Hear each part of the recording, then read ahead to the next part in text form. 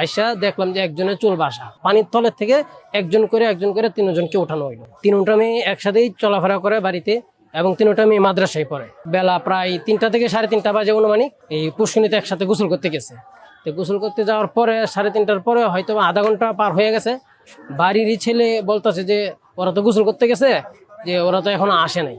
তো ওই ছেলে আবার পুষ্করিণীর পাশে গিয়ে দেখলেও যে একজনের চুল বাইসা আছে।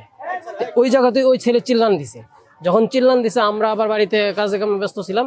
ওই চিল্লান শুনে আমরা যারা এলাকার ছেলেরা আছি প্রত্যেকে আসলাম, যুবক আইসা দেখলাম যে একজনের চুল বাসা। তখন তাৎক্ষণিক আমরা পুষ্করিণীতে লাফ দিলাম, লাফ দিয়ে একজনকে উদ্ধার করলাম। উদ্ধার করার পরে যখন তাকে টানে আসলাম তখন তারা বলতেছে যে আরো 2জন আছে।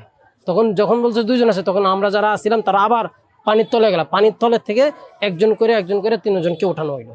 ওঠানোর পর আমরা চেষ্টা করছিলাম যে যদি কোনো আভাস পাওয়া যায় যে এখনো আছে, আমরা অনেক তাৎক্ষণিক যতটুকু চিকিৎসা দেওয়া দরকার দেখলাম যে তাদের কোনো পাই নাই, জ্ঞান পাচ্ছি না।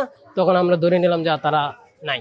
কি নাকি খাইছে বইয়া খাইয়া পরে একটা হইরা আস্তে আস্তে গের খেলার মতন নামছে আর আস্তে আর উঠবার বা হইছে না, সাঁতর পারছে না।